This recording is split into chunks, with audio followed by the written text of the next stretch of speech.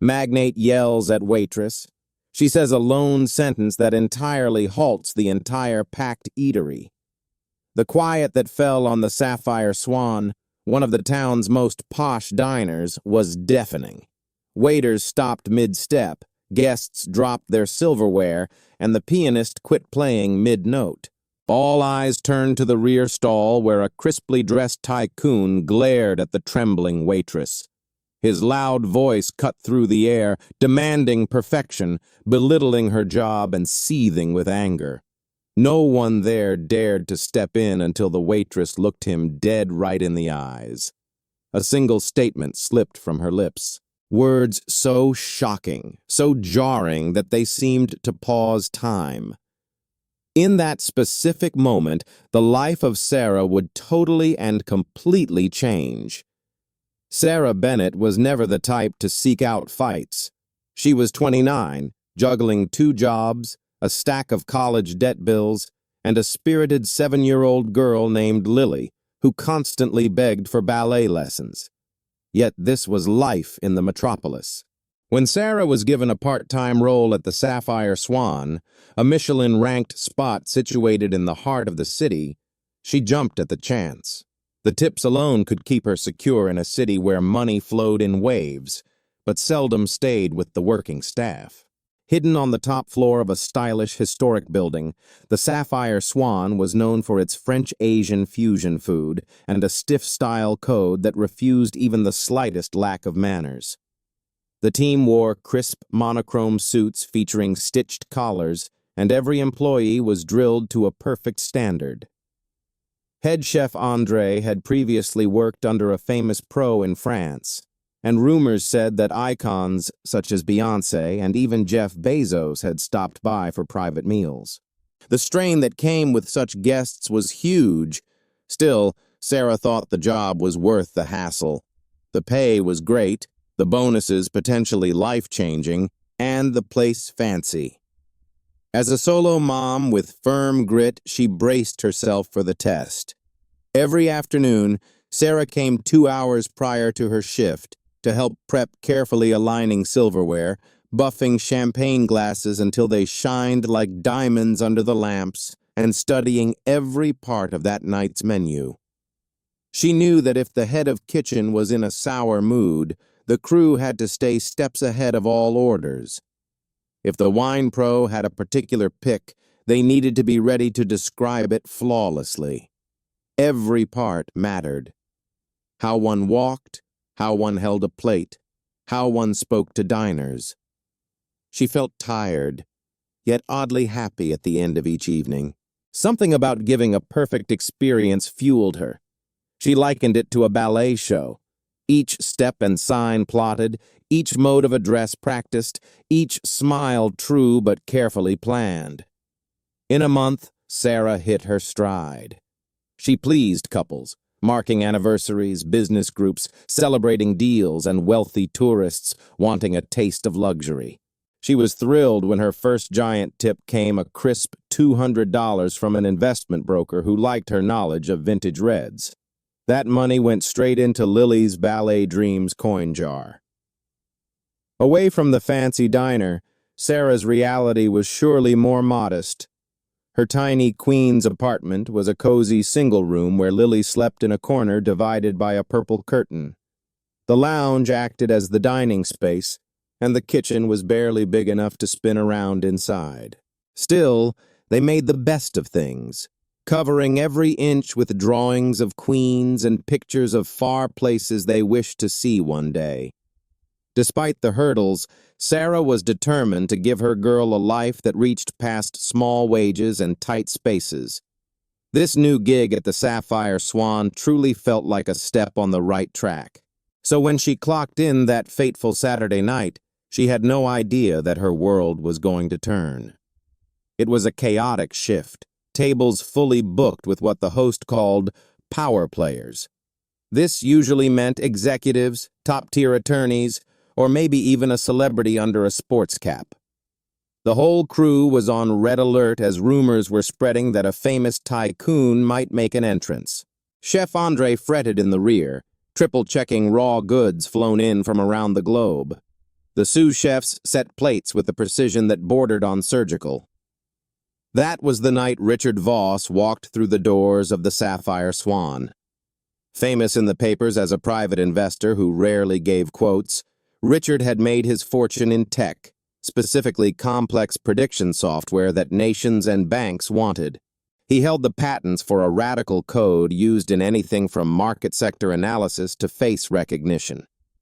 Magazines had a field day whenever he was spotted covering anything from his choice of suits to the mysterious women sometimes seen by his side. A few called him the next Bill Gates, others the new Steve Jobs.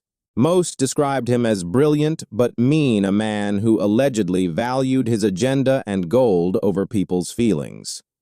However, to the workers of the Sapphire Swan, he was simply Booth 9 tonight, and that was all that must matter, at least per the diner's rules of conduct. Sarah, having studied the floor map, knew he was the late notice star arrival, the sort who could spend 4 figures on a bottle of red without blinking. Sarah hadn't been rostered to handle Table 9 initially, yet destiny often interferes in very strange ways. Part 2. A tense meeting, roughly 800 words. The diner hummed like a hive on the brink of chaos. Waiters moved the dining zone like trained dancers, fast, silent, and very skilled. Each seat was filled. The ring of glass, the rustle of napkins, and the low hum of polite talk mixed with the soft notes of a live pianist. Sarah's area for the night was initially tables 6 and 7, none of them notably major.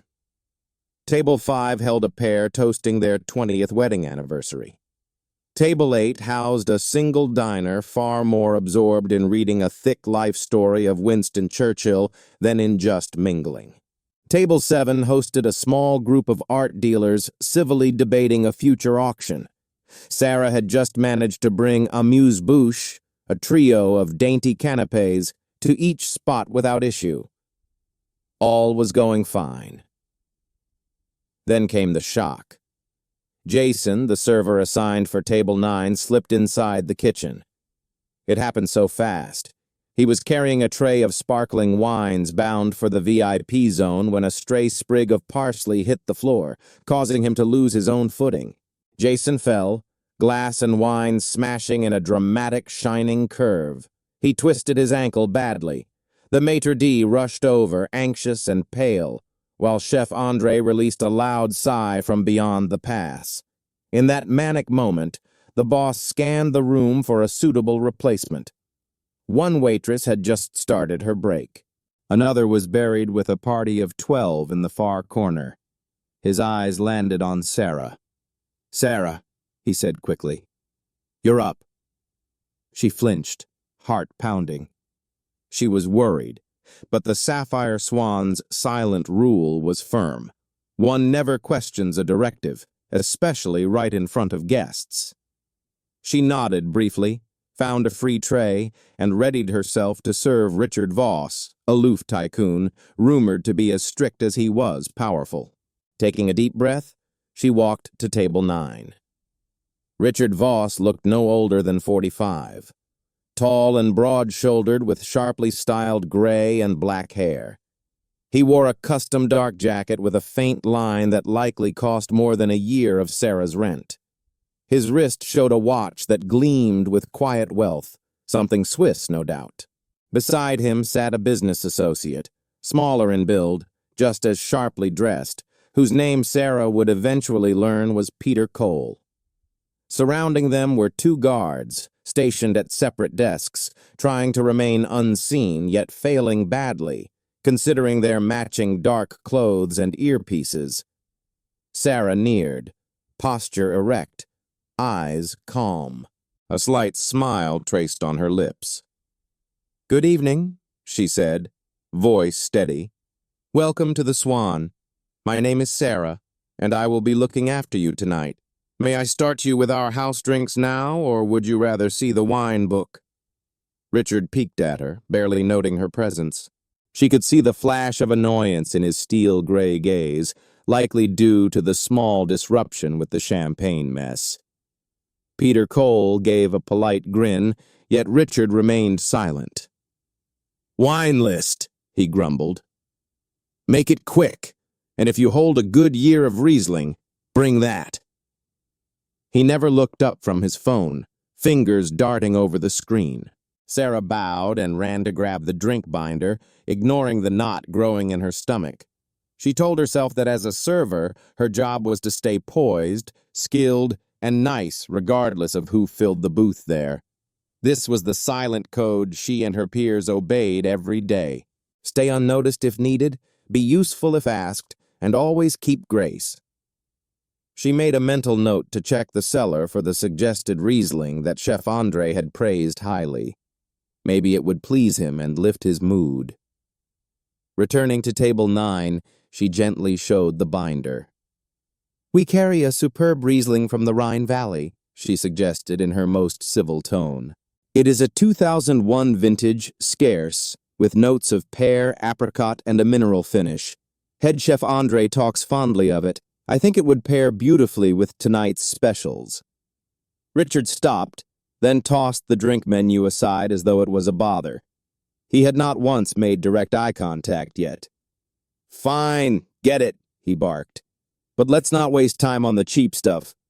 I can pay for true quality." Sarah nodded, faked a soft smile, and walked off. In the short time she spent grabbing the bottle and getting the right stemware, she felt a stab of dread. There was nothing rare about fussy patrons, some even nearly hostile, yet there was a vibe about Richard Voss, a charge in the air that made her tense. Maybe it was his money or the storm of rumors regarding his scary temper, or perhaps just the fact she was new to serving elite diners at the Sapphire Swan. Either way, she knew one slip could result in a hellish evening. She precisely performed the wine display, showing the label to Richard. He brushed it away hastily, permitting her to pour a tiny taste. He drank a bit, tightened his mouth, and nodded briefly. "Good enough for now." When she tried to detail the night's specials, though he cut her off mid-phrase. "Quit burning my time with pleasantries," he stated crisply. "Can we simply order?" "I have a meeting in 20 minutes. Get me the Kobe steak, cooked rare dark garlic juice on the side, no garnish, and a side of truffle mashed spuds. Do it very fast." Her pulse raced. The Sapphire Swan boasted of refined presentation, all carefully set with herbs and sides. Yet she had no choice. "Certainly, sir," she replied, holding her expression totally blank. Facing Peter Cole, she kindly asked what he would wish to eat. He looked very awkward, as if he hated the stress, but was used to trailing Richard's path. He ordered a bouillabaisse, and then politely thanked her. As Sarah vanished into the kitchen to log their meals, she felt the anxiety pulsing in her chest. Other crew members murmured regarding the drama at Table 9. Chef Andre was especially worried, personally handling Richard Voss's dish, hoping to guarantee that if this loaded tycoon ever chose to fund a fresh culinary project, the Sapphire Swan would be the first name on his list. Unknown to her, the true chaos was merely just starting. As Richard Voss drank his valued Riesling, the rest of the Sapphire Swan's room remained a swirl of polished motion. Waiters carefully steadied silver-covered platters, the pianist's sweet songs drifted on the breeze, and rich guests whispered between themselves. Still, there was an undertone of strain crawling outward from Table 9 like waves on a lake. Sarah was occupied tending to her other stations. She refilled a glass of bubbly for the anniversary. She answered a query regarding sauce matches for the art dealers and kindly asked the lone eater if he wanted sweets. Despite managing several tasks, she couldn't flee the growing sense of doom. She knew she must go back to Richard Voss's booth shortly, and her gut knotted at the very idea. When Chef Andre struck the chime, signaling that Table 9's plates were ready, Sarah rapidly gathered the dishes with honed skill there. The Kobe meat shined, skillfully grilled with the dark garlic dip in a tiny cup on the edge. The truffle mashed potatoes were swirled gracefully, although the parsley was left off as asked. Chef Andre had not been happy, yet Richard's orders were totally final. Beside that rested the stew, scented with saffron, tomatoes, and fragile bits of seafood. Sarah came out from the kitchen and navigated through the seats, her chin held high. As she reached table 9, she softly set the Kobe before Richard, then put down the soup in front of Peter Cole. "I hope you enjoy your dinner," she spoke quietly, moving back to keep the civil space needed. For several moments, Richard lifted his utensils and started to eat, ignoring Sarah entirely and completely. She partly expected him to yell some grievance regarding heat or look, yet to her shock he appeared too lost in his own mind to talk. Rather, she observed Peter's subtle bow, recognizing the merit of the stew, and felt slightly eased. But just as she believed she might glide through the shift unhurt, Richard's expression stiffened. He put down his fork, reclined in his seat, and shoved the dish off in a sharp motion. "Waitress!" he shouted, gazing right at Sarah for the first time. Her heart jumped at his ruling tone, but she approached, maintaining a calm manner.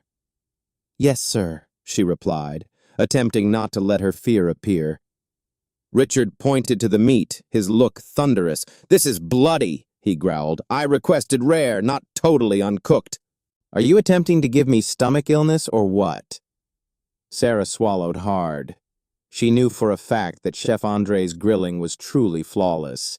The inner heat of that Kobe would have been exactly what Richard had ordered there. Yet a waiter never debates in front of a patron. "I'm sad to hear that, sir," she stated, tone controlled. "I can have it brought back to the kitchen and heated more to your preference." He released a joyless chuckle, loud enough to turn a few faces at nearby tables now. "Heated more? I shouldn't have to repeat myself. This spot is meant to be top tier. You should know how to present a cut correctly." Sarah inhaled and exhaled quite slowly. She reminded herself of tiny Lily back home, of the bills that needed clearing, of the tips she relied on. "I see," she spoke gently. "Let me correct this for you now. Head Chef Andre." "Well, I don't want reasons," Richard snapped. "I desire answers now. And while you're at it, fetch another bottle of that Riesling and rush." Peter Cole looked at Sarah with regret, but said nothing. The strain in the dining zone thickened. Close guests moved awkwardly, unsure whether to keep viewing or pretend they hadn't seen. Sarah felt her face burn, but held her stance graceful. "Yes, sir," she uttered, raising the dish and pivoting to depart. Only then did the tycoon raise his voice to address the rest of the bistro. "For a spot like this, to botch a basic fillet is truly absurd. Do you know how much cash is dropped to eat here? You'd think they'd hire skilled workers." A silence dropped among the eaters as Richard's rant echoed against the finely wood-clad walls. Whispers grew amidst the mob. Peter put a palm on Richard's arm, attempting to soothe him, but Richard shook him away. Sarah's ears flamed. It was one matter to be scolded softly, but quite another to be shamed openly. Her dignity slid for a second, a spark of pain passing her visage. However, years of struggle had schooled her to stay peaceful under attack. She vanished into the kitchen, requested Chef Andre to grill the meat just a bit more, and grabbed another bottle of Riesling. The cook was livid at Richard's claim of rawness and asked if the guy even knew what rare signified. Yet their wrists were bound. The patron was forever correct, particularly a tycoon who could build or crush names. Sarah returned with the revised Kobe and the fresh bottle, gently showing it for Richard's nod. He offered no hint of politeness, simply raising his cup for a top-up as she filled. Stress marks lined his brow, and his sound leaked with scorn. She placed the beef right before him. "I trust this is to your liking," she stated, swallowing any hard edge in her tone. He glared at her but sliced into the flesh. He took a chew, then agreed briefly. Finally, he mumbled. Then he added, "You ought to have done it right the first time." His tone resounded. A few guests gazed freely now, while others feigned to be engrossed in their food. The musician kept performing more quietly, more timidly, attempting in vain to keep the mood. Richard's vision snapped up at Sarah. "Well, what are you pausing for?" "You may leave." She dipped her chin and moved off, sensing her heart speeding. Before she could make more than 3 paces, he yelled again, "Waitress!" She halted, spinning gradually. His mobile vibrated on the desk. He looked at it, viewing a message, and then scowled at Sarah as if she had personally insulted him. "Bring me the bill now," he commanded, "and fetch your supervisor over here." Sarah's gut dropped. This couldn't be positive. She rushed to the maitre d', who instantly stiffened at the demand. Bosses seldom appeared tableside unless there was a huge problem. And for a VIP like Richard Voss, crisis management had to be fast and complete. The manager flattened his coat and accompanied Sarah nearing table 9 with careful tact. Richard lost no seconds in raving about how useless the help was, how his beef was poor, and how his hours were burned. The manager tried to soothe him, apologizing profusely and swearing to take the Kobe off the bill. It was then that the fearful second occurred. Richard pivoted to Sarah, visage warped with hate, and released a slanderous rant that climbed above the soft buzz of the dining hall. "This server is ignorant," he raged. "She cannot obey basic orders. She ruined my night, served me bloody flesh, and I am spending high prices. Intolerable. I don't care if she's fresh or unskilled. Folks like her shouldn't be permitted in spots like this. I've managed firms with thousands of staff, and if any one of them acted like she did tonight, I would have them sacked instantly." The entire bistro went quiet. A stillness covered the dining area as if someone had pressed a stop key on existence itself. Every set of eyes locked on Richard Voss, shocked by the savagery of his explosion. The talk of the other booths faded away. Utensils rattled to a halt, and even the piano player's digits totally froze on the ivories. Peter Cole was crimson, gazing down at his partly consumed stew, hoping he could dissolve into the tiles.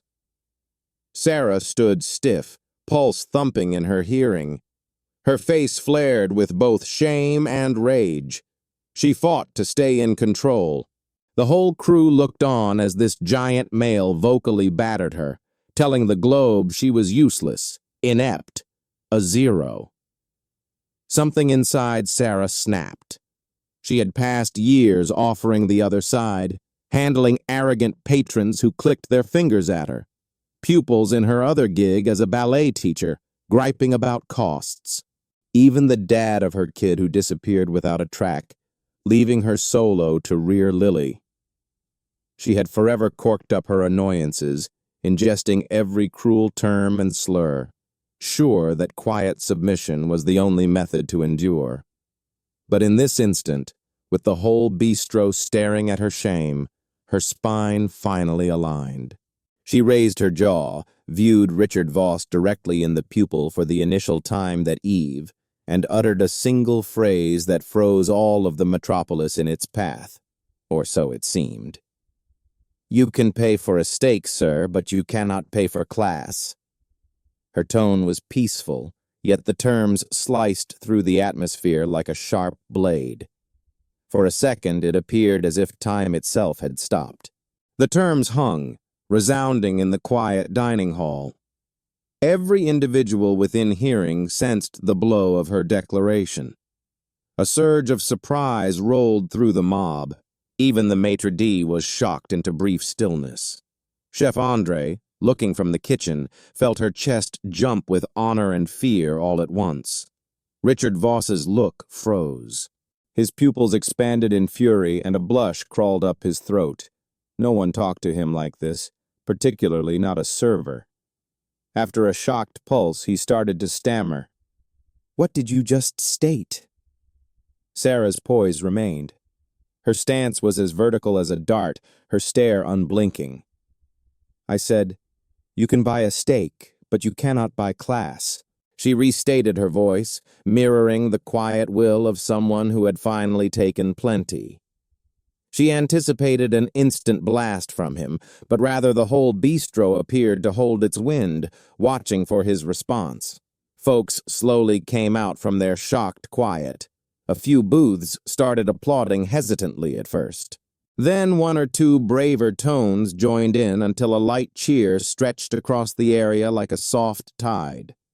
It was a faint but real display of unity with the brave server who had ventured to voice her reality. Richard's visage twisted with wrath. He rose sharply, almost tipping over his seat. The half-eaten beef before him lay forgotten. "How dare you!" he bellowed. "Do you possess any clue who I am? I could purchase this whole bistro and sack you all. I could destroy your existence with a lone phone dial." Sarah gulped, her beat thumping, but she declined to retreat back. She was no idiot. She realized the gamble she had made by speaking up. She might forfeit her post, the sole steady wage she held. But in that second, her self-worth exceeded her terror. "I'm well aware of who you are." "Mr. Voss," she spoke softly, her tone trembling just slightly. "I also know that doesn't grant you the right to treat folks like they're disposable." The cheering got stronger. A few patrons stood to their legs, agreeing in unison. A storm of puzzle gripped the manager. On one side, he had to guard the spot's name from a mad tycoon. On the flip, the ethical guide of every soul in that hall had been shaken by Richard's cruel conduct. The crew traded anxious looks, unsure how to step in. Richard Voss's respiration was deep. He snapped his stare from Sarah to the manager to the watchers around him, all of whom were either quietly viewing or freely displaying backing for the server. It was a bizarre instant, a deadlock between a vastly rich guy and a brave lady who had tired of being walked on. "Your boss," Richard spat, pivoting to the manager. Now the waiter moved ahead, palms held out in a placating motion. "Mr. Voss, kindly take our regrets for any—" Richard hushed him with a lifted palm. "I'm finished," he stated, his sound boiling with rage. "I won't waste another second here. This is intolerable. Do you know what a media disaster this is for me now? I will ensure that this business hurts, and you," he growled at Sarah there. "You just committed the huge error of your days." Without pausing for the tab, he threw a roll of notes onto the desk, far passing the cost, seemingly, and snatched his mobile. Peter Cole rapidly hurried after him, muttering regrets to the shocked crew. The two sentries, who had risen sharply when Richard yelled, trailed their boss out the exit, abandoning the whole bistro in a quiet condition of doubt. Sarah remained frozen in place, her whole frame trembling from the surge of adrenaline. Had she truly just said that? The gravity of her statement struck her, and she questioned if she had crossed a line. She might have forfeited her position. The price of that defiant remark could mean financial ruin, but inside, a spark of dignity burned in her chest. She had spoken truth to power, even if it meant losing everything.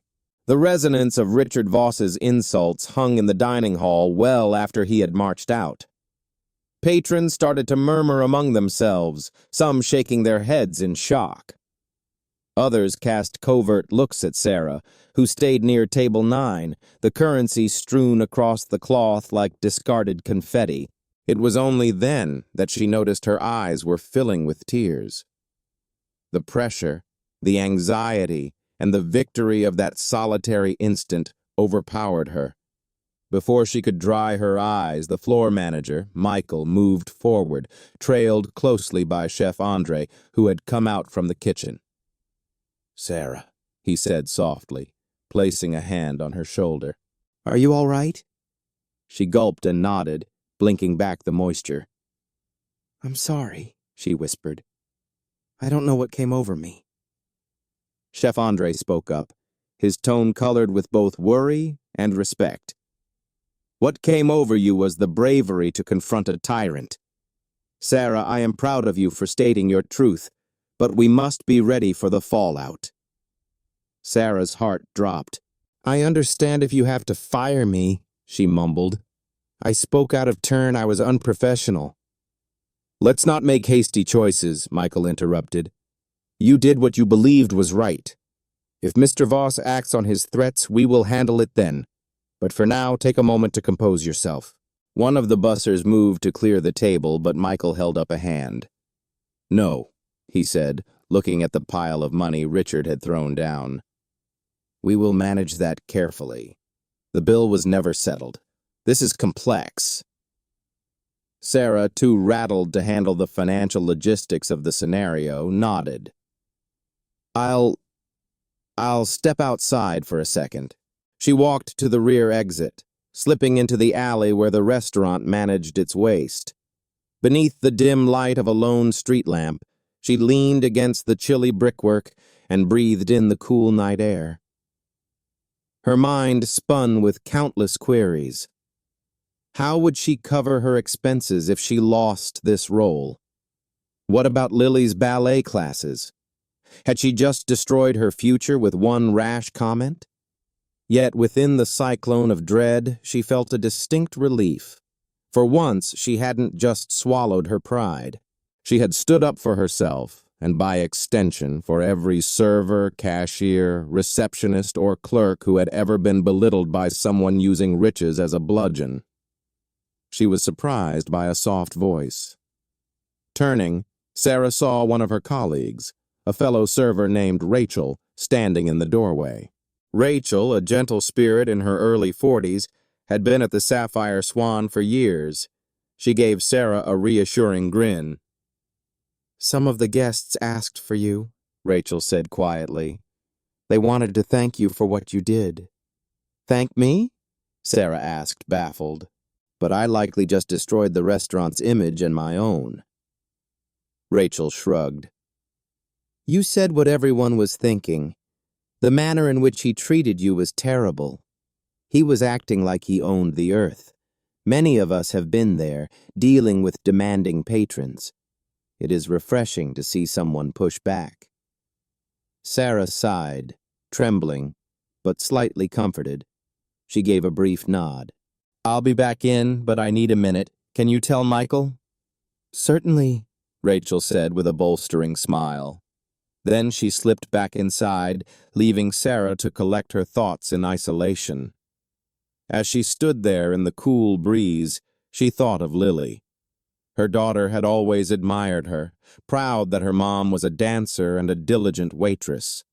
Sarah tried to picture explaining her actions to Lily. Could she say, Mommy lost her work because she wouldn't let a cruel man talk down to her? A tear rolled down her cheek and she wiped it away, steeling herself. If she had to begin again, she would, but at least she had looked that bully in the face and refused to let him crush her spirit. Finally, she went back to the dining room. Although she felt exhausted and empty, she wore a professional mask to complete her shift. She apologized to the anniversary pair for the disruption, but they were kind, telling her she was inspiring for defending herself. The art collectors shared similar views. Even the solo diner stopped his reading long enough to slide her an additional tip.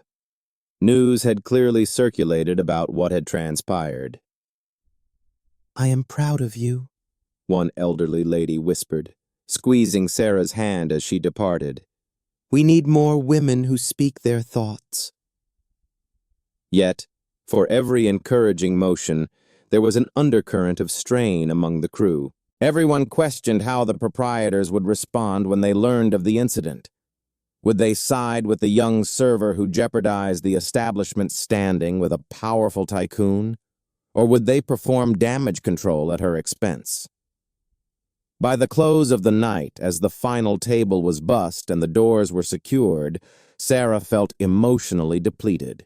She pulled herself into the staff changing room to switch clothes, half anticipating Michael to appear and give her a termination notice, but he never arrived. Instead, the only individual who entered was Chef Andre. "Sit, Sarah," he said, pointing to the small bench by the wall. "I wanted to talk with you before you headed home." Sarah collapsed onto the bench, her stomach twisting with nerves. Chef Andre sat next to her, a compassionate look softening his typically rigid face. "Sarah," he started, "you made quite an impact tonight. Many of our frequent guests are already telling me how deeply they value you, and I do as well." A lump grew in Sarah's throat. "Thank you. That means a great deal." But what about Richard Voss? His threats weren't hollow. He is one of the richest men in the city. He could destroy the Sapphire Swan's name or sue us or... Chef Andre nodded seriously. "We will see what occurs. For now, leadership hasn't requested your resignation, and as far as I am aware, they aren't intending to. Actually, Michael implied that the owners might want to adopt a different tactic." "There is a lot of backing for you, more than you might know. I recommend you go home, sleep, and wait to hear from them tomorrow." Relief flooded Sarah, though she couldn't completely unwind. "Thank you, Chef," she whispered, tears forming again. The older man patted her hand. "Go home, hug your girl. Tomorrow is another day, and we will confront it together if need be." Sarah nodded, gathered her belongings, and exited the restaurant. She jumped on the subway back to Queens, her mind still racing. As she stared out at the flashing tunnel lights, she couldn't help but ponder the fallout of her deeds. Tomorrow would bring either promise or ruin, or perhaps both. But for now, she held on to a tiny sense of triumph. She had no concept that her words would soon become a viral phenomenon. When Sarah woke the next morning, her phone was buzzing relentlessly on her nightstand. She moaned, looking at the time. 6:30. An awful hour for a Sunday. Swiping her finger across the glass, she saw a torrent of texts, missed calls, and alerts from social apps she seldom used. Her pulse spiked. What in the world was going on? She unlocked her mobile to find a deluge of messages. Some from colleagues at the Sapphire Swan, others from pals she hadn't chatted with in ages, and even from strange numbers. Phrases jumped out at her. "OMG, you're trending. Are you all right? That was so courageous. Call me ASAP." Her heart pounded as she scrolled through the feeds. She was tagged in numerous posts. One specific video, wobbly footage from a customer's device, showed Richard Voss berating her in the venue, then recorded the critical second when she spoke the sentence that left the room shocked. "You can pay for a steak, sir, but you cannot pay for class." The snippet concluded with Richard's furious exit, followed by the clapping that rippled through the hall. Already the clip had hundreds of thousands of plays on Twitter and Instagram, with remarks flowing in at breakneck pace. Finally, someone stood up to that jerk billionaire. "Go Waitress. Respect. I want to locate her and give her a trophy. Richard Voss is a known bully. Good for her." There were critics, too, who claimed Sarah was out of line, that a server should never speak to a guest like that, particularly someone who could wreck their life. But the majority appeared overwhelmingly positive. Hashtags like #YouCan'tBuyClass trended throughout the morning. Sarah felt lightheaded with worry. She had never invited this type of focus. What if the owners of the Sapphire Swan saw it and concluded she was a risk? What if Richard Voss initiated a defamation case? She was just a single mother trying to survive, not a crusader ready to fight a tech giant. Still in her sleepwear, she walked the narrow living area while Lily, still half asleep, drifted out of her makeshift bedroom. Rubbing her eyes, her daughter asked, "Mommy, why are you up so early?" Sarah pasted on a grin. Don't worry about it, sweet pea, she said, kissing her on the brow. How about I make us some pancakes before we do anything else today? Lily's eyes brightened. Yes, please, with chocolate chips. Of course, Sarah said gently. While she mixed the batter, her phone kept vibrating on the counter. She got a call from Rachel, who sounded winded. You have no clue what is happening, Rachel shouted. The owners just called an urgent meeting with the whole crew for noon today. Rumor has it reporters are calling the venue non-stop trying to get your name. It is insane. Sarah's stomach dropped. Do you think they will terminate me? Rachel paused. I don't know. But I do know we are all pulling for you. Customers have been calling too, praising what you did. Hang in there. Sarah thanked her and put the phone down, concentrating on flipping pancakes as if her existence relied on it. After breakfast, she dressed Lily and took her to her friend Julie's apartment, who often watched Lily when Sarah had short-notice duties. She confided in Julie about the predicament, and Julie, always the hopeful one, assured her that everything would resolve itself. It was with shaking hands and a galloping heart that Sarah arrived at the Sapphire Swan just before 12. A small crowd of journalists and camera operators lingered outside the doors, wielding microphones and lenses. She identified the logos of local news channels, and her chest constricted with fear. How had this escalated so fast? One of the reporters saw her. Miss, is it true you are the server who stood up to Richard Voss? Can you tell us what transpired? Sarah lowered her eyes and tried to slide past them. She didn't want to make any comment that could aggravate her position. Michael was at the entrance, guiding her in rapidly. Good to see you, he whispered. Just go to the private dining area in the rear. The meeting is about to begin. Inside, every member of the team was already seated. Bartenders, waiters, cooks, bussers, and hosts. The strain was thick. At the front of the hall stood Daniel, the restaurant's general manager, and Victoria Cross, the majority proprietor of the Sapphire Swan. Sarah had only seen Victoria once before during a gala. Victoria was a tall, sophisticated woman in her mid-50s with silver hair coiled into a neat bun.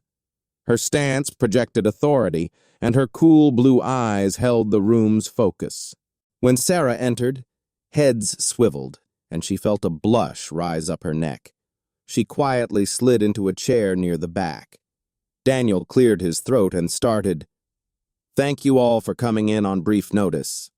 As you are all likely aware by now, a video involving an event at our venue last night has gone viral. While this has put our business under sudden media observation, we need to handle this scenario professionally and collectively. He looked at Victoria, who moved forward. The Sapphire Swan has always prided itself on distinction, she said, her voice distinct. Not just in our food, but also in our service. However, we also believe in treating our team with honor. We do not accept the abuse of our employees by anyone, regardless of riches or clout. A low whisper moved through the staff. Sarah's heart fluttered at Victoria's declaration. Was it possible that the restaurant's leadership actually stood behind her? Victoria's gaze swept the room until it located Sarah. Sarah Bennett, she said. Please come up. A silence fell. Sarah's stomach twisted as she stood from her seat and walked toward the front of the space, conscious that every eye tracked her. Sarah, Victoria began, I have been briefed on the specifics regarding last night's incident. We have all viewed the footage that is circulating. While we do not typically promote public clashes with patrons, your reaction to Mr. Voss's verbal assault has ignited a much-needed dialogue about the regard and worth of service workers. As the owner of the Sapphire Swan, I believe it is vital to stand by my team when they have been targeted unfairly. Sarah swallowed, her voice barely above a murmur. Thank you, Miss Cross. I truly value that. I never meant to cause a spectacle or bring bad press to the venue. You spoke truth, Victoria interrupted softly. I have already been in touch with our legal squad in case Mr. Voss decides to pursue action, which we doubt he will. The public mood appears to be in your corner, and any suit on his part would likely cause him more harm in the court of public opinion. Relief rushed through Sarah. She hadn't realized just how rigid she was until that second. Does that mean I still have a position? Victoria's lips curled in a wry grin. Yes, Sarah, you still have a position. Actually, we would like to spotlight your commitment and grace amid extreme conditions. However, we must be careful with the press. We don't want to provoke Mr. Voss or worsen the situation. If you get any media queries, send them to our public relations division. Understood?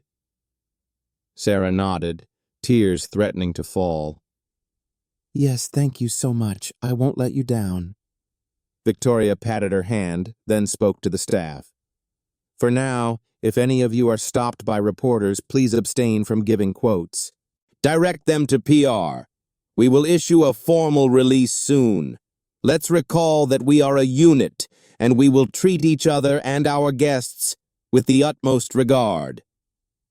The staff clapped softly, and Daniel concluded the gathering shortly after. While a surge of colleagues came to congratulate or embrace Sarah, she stood in a fog of relief and remaining worry. She had been given a reprieve, but she knew the tale was far from finished. Richard Voss might still strike back, and the world's focus was on her. Still, for the first time in her life, Sarah felt seen, not as an unseen waitress to be walked on, but as a human with a voice and honor that could not be purchased at any cost. In the days that ensued, Sarah's life changed in ways she never could have foreseen. The official statement released by the Sapphire Swan was calculated and strong. They stood behind their worker, condemned harassment, and promised the public that they would continue to provide world-class dining without sacrificing the dignity of their team. This strategy sparked a blizzard of encouraging posts on social sites. Her face, caught mid-sentence in that grainy mobile video, became an emblem of standing up against toxic privilege. Hashtags grew. Memes emerged. Late-night hosts jested about Richard Voss's breakdown. A satirical piece in the Daily Satire mocked, "Billionaire outraged that server expects basic manners, spends $10 million on etiquette guide to prove point." Amid the chaos, calls and emails swamped the restaurant, many from reporters asking for interviews. Following Victoria's counsel, Sarah politely deflected them all, forwarding questions to the PR office.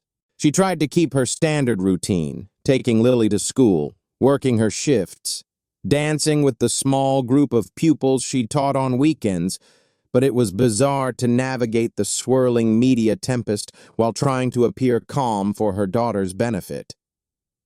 Then, one late afternoon, as Sarah was completing an early shift, Michael approached her with a bemused look. "Sarah," he said, "there is someone here to see you. He says he is a friend of the owner and has a few words of backing. Victoria approved it." She looked around. "Who is it?" He jerked a thumb toward a quiet corner of the lounge area where a tall man in a gray jacket stood with his hands folded. He wore plain denim and trendy sneakers, and though he tried to look low-key, the face was unmistakable. Sarah blinked, sure she was dreaming. It was Thomas Wright. She nearly dropped the platter she was holding. The Thomas Wright, the Summit Tech founder, tycoon, donor, and tech legend, just standing casually in the Sapphire Swan's lounge, waiting to speak to her.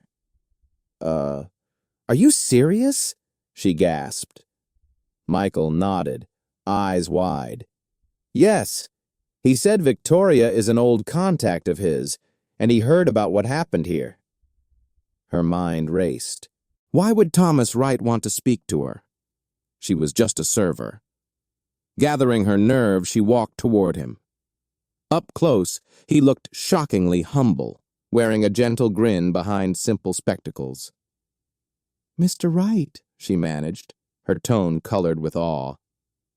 I'm Sarah Bennett." He reached out a hand. "Nice to meet you, Sarah," he said warmly. "I hope I didn't cause you any hassle by stopping by. I just wanted to offer some words of support. Victoria told me about the event with Richard Voss." He paused, fixing his glasses. "Sometimes people with riches forget about humanity.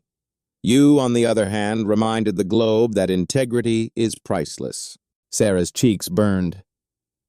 "I don't know what to say. Thank you, but it was all so sudden. I really wasn't trying to make a statement or go viral." He laughed quietly. "That is often how these instances occur, but you should know I respect your grit. I have dealt with all types of corporate bullies in my career. People forget that influence and money aren't justifications for poor conduct. When Victoria told me your tale, I decided I wanted to meet you if you were open to it." She nodded, hardly believing this was actual. I appreciate that more than I can say, but aren't you concerned about being seen here? The press might—" He raised a hand, halting her. "I am not here to fuel any scandal. I am just here to say that not everyone with funds is like Richard Voss, and you shouldn't let his deeds define how you view people with means. I also hope you won't let his threats scare you. There are many of us who value your spine. Honestly, I wish more people spoke up in scenarios like that." Before Sarah could reply, Victoria appeared, beaming. She greeted Thomas Wright with a friendly peck on each cheek, then turned to Sarah. "I see you two have met," she said, her voice full of pride. "Sarah, Thomas and I were talking earlier about a potential charitable partnership. We are looking into how we can help support workers' rights in the hospitality trade. We want to ensure that no one else has to endure what you did." A tornado of feelings spun in Sarah's chest. She, a small-town girl from upstate who had come to the city with grand dreams of dancing and was now a single mom scraping by, was being told that Thomas Wright and Victoria Cross wanted to assist people like her. It was dreamlike. "That is amazing," she finally managed. "I never imagined something like this could come out of that terrible night." Victoria nodded. "Neither did we. But sometimes hardship shines a light on matters that need fixing. We are going to use this push to advocate for better safeguards and respect for service staff, and we would love for you to be included in some way." Sarah blinked, overwhelmed. "Included?" She couldn't help but laugh nervously. "I am not really an activist. I told a rude billionaire he couldn't buy class. That is all." Wright gave a small chuckle. That one phrase may have shifted more than you know. You see, real social changes often start with ordinary individuals who speak up in one vital second, and then everyone else realizes they aren't alone in how they feel, that they too can speak out. Sarah felt tears sting her eyes again, but this time they were tears of awe and thanks. "Well," she said shakily, "if there is anything I can do, share my story, give my view, I would be happy to, especially if it helps others in my spot." Victoria and Thomas both smiled, trading glances. "We will be in touch," Victoria said, "with the specifics. But for now, let's celebrate the fact that you are still here, employed, and you have put a focus on a major topic." The rest of the chat felt like a fantasy. Thomas Wright asked about Lily, about Sarah's dance history, and how she juggled her chaotic calendar. He listened closely, showing real interest and warmth, exactly the reverse of Richard Voss's harsh arrogance.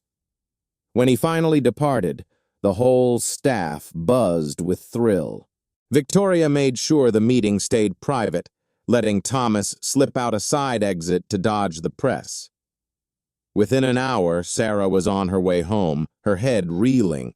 She still had to get Lily from Julie's and figure out what to cook for dinner, but she carried a fresh sense of mission buoyed by surprising allies. The clash with Richard Voss had unleashed a wave of trials, but also a stream of empathy and activism that she never imagined possible. Over the following weeks, the media madness gradually began to fade, replaced by thoughtful discussions about service industry norms. Sarah continued working at the Sapphire Swan, though she noted an increase in inquisitive guests who knew her from the viral clip. Some came purely out of interest, hoping to catch a sight of the famous server, but many arrived with true respect, leaving large tips and bolstering words. One evening, Victoria held a private event at the Sapphire Swan, inviting industry chiefs, charitable figures, and a few chosen journalists. The goal was to launch a new program, the Dignity Project, a foundation aimed at advancing worker safety, anti-harassment schooling, and agency for service employees. Victoria introduced Sarah as the unforeseen spark for the movement. Standing at the mic in the softly lit dining hall, wearing her black uniform, Sarah felt both scared and energized. She looked out at the assembly, chefs, owners, advocates, even a few stars. Thomas Wright stood beside Victoria, nodding in silent backing. Sarah took a deep breath. "Good evening," she began, voice wavering slightly. "I never thought I would be standing here speaking to a room of such notable people. A month ago, I was just a waitress, trying to provide for my daughter and do my job well. But one night, everything shifted. I spoke a single sentence to a powerful man, and it echoed far beyond my rank. I have since learned that sometimes it only takes a moment of bravery to spotlight a systemic problem, one that impacts millions of people in the service field." She paused, collecting her thoughts. "I don't stand here to demonize anyone, but I do want to remind everyone that respect is not optional. It is a fundamental human right. If we can build a setting where no server, cashier, janitor, or cleaner ever feels helpless against abuse, then we have reached something far greater than just a viral second." Applause rose from the crowd, gentle but sincere. A wave of warmth washed over Sarah, and she smiled, recalling the time she was too shy even to stand up to her dance teachers in college. Now she was speaking to a hall filled with powerful figures, urging them to champion decency. After the talks ended, the event turned into a cocktail mixer. Guests mingled, tasting hors d'oeuvres crafted by Chef Andre. Sarah found herself flooded with handshakes and cards. A high-profile film actress known for her causes told Sarah, "I wish I had your nerve when I was working as a server in my early days." An older restaurateur in a white suit nodded gravely and said, "You reminded me why I entered hospitality in the first place, to serve and to respect people." Later, while sipping a soda by the bar, Thomas Wright approached, giving her a comforting smile.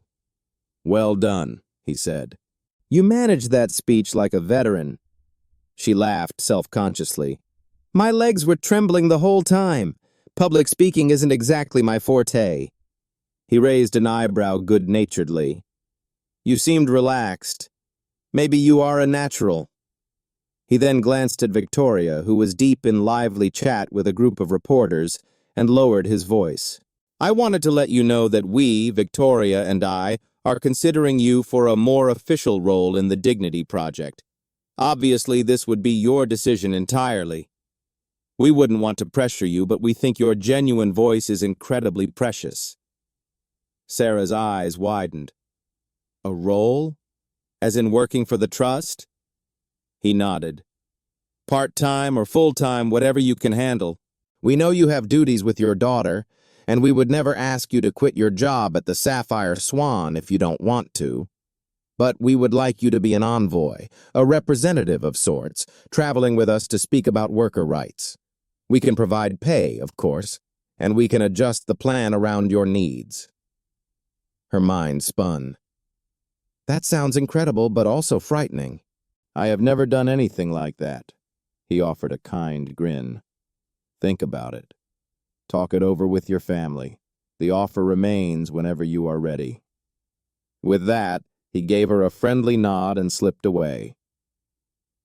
Sarah exhaled, her thoughts racing. She recalled the day she started at the Sapphire Swan. How nervous yet hopeful she felt. How far she had come from that instant. Now she had chances she never dreamed of, born from a conflict she never sought, but one she bravely met anyway. Across the room, Chef Andre caught her eye and winked. The memory of that infamous night flickered. Richard Voss, yelling, demeaning, acting as though he owned the restaurant and every soul in it. She remembered the single sentence she spoke that altered everything. "You can pay for a steak, sir, but you cannot pay for class." In that moment, she realized she had stumbled into something far bigger than herself. By the time she got home that night, Lily was already asleep in bed.